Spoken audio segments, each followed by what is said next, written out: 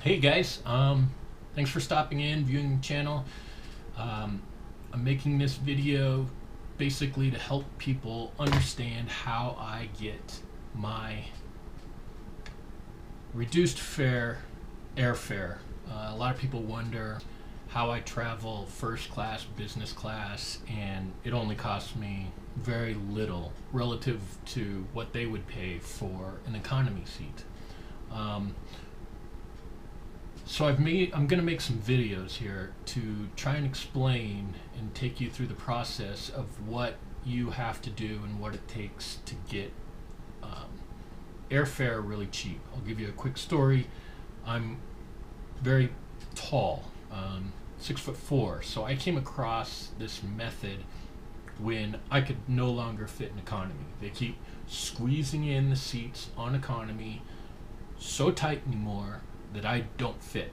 Um, it got me frustrated because I love to scuba dive and I've been traveling and I just can't do it anymore. I've gotten to the point where I'm in so much pain by the time we get to anywhere that I can't even get out of the seat. So I was looking around ways that I could get business class tickets cheap. And I came across a method of travel hacking.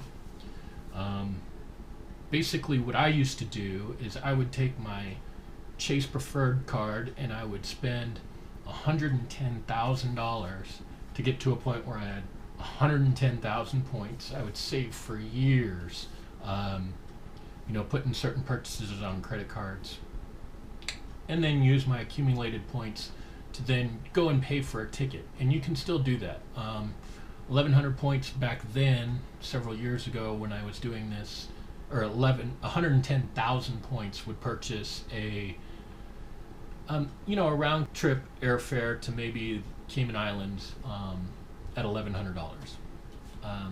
So I'd save up for years, get the 110,000 points, get a round trip ticket to the Cayman Islands, have it paid for by my Chase points, whether the Chase points were worth 1 cent per point or 1.25 cents per point.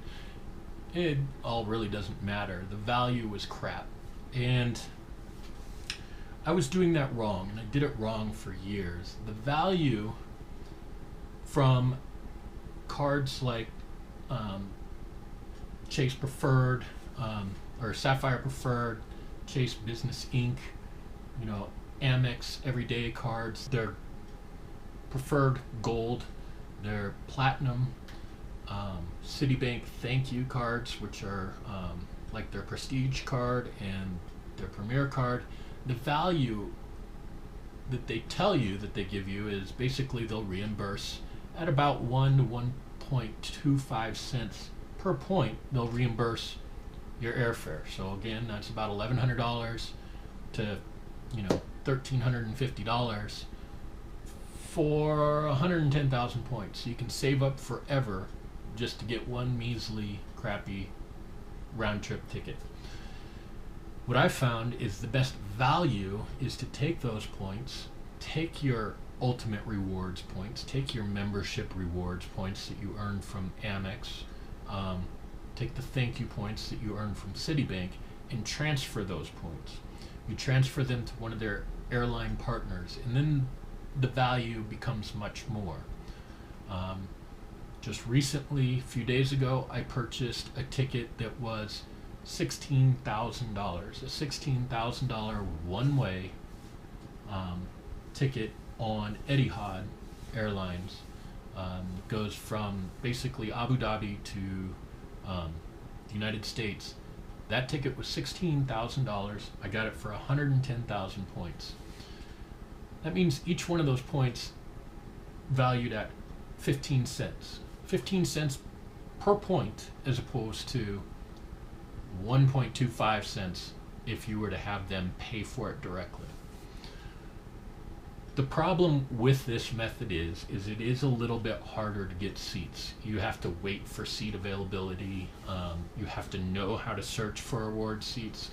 So there is some convenience that is gained when you actually just use the points to redeem directly for airfare.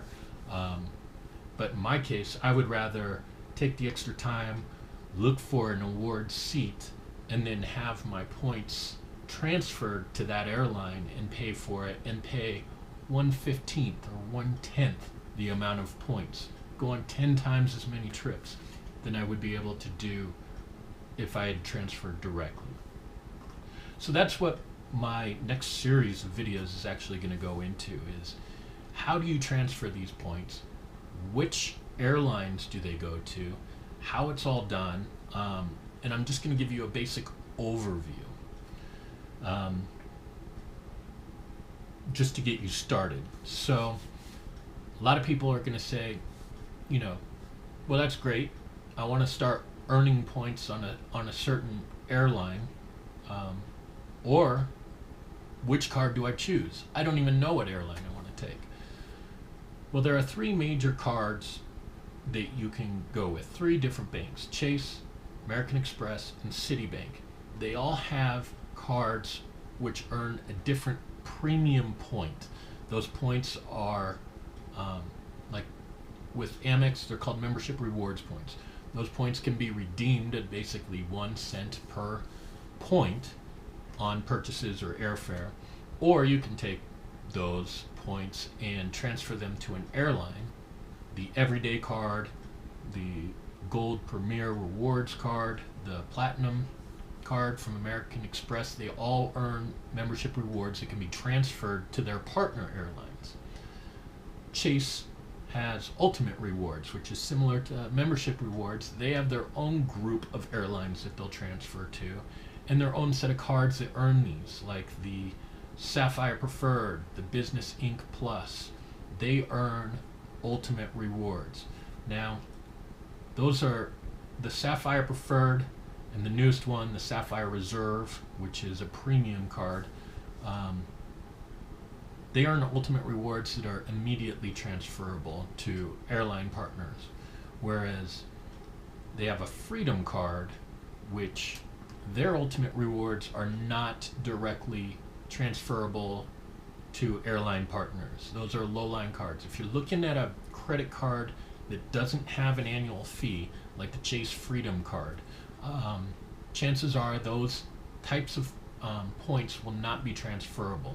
One good thing is with Chase, if you have both a Freedom and you also have a Sapphire Preferred, then whatever points you earn can be basically transferred to the Sapphire Preferred and be then transferred to any of their transfer partners. So keep all that in mind. Citibank has the same thing. They have thank you points. Thank you points can either be used to reimburse you at 1% for stuff that you purchase, including travel, or again, some of these, like the Prestige card, actually has 1.33% on all travel, but it's basically 1 to 1.25, 1.33 cents per point. But you can get much better value in transferring to Citibank's transfer partners. They have the Prestige card and the Premier card, which their thank you points can be transferred as well to airline partners. So what you need to know is which partners does each bank have, so I know which credit card to go after. So the destinations that you want to fly is what you want to come up with first. Say, for example,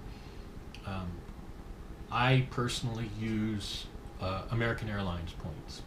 American Airlines points are important to me.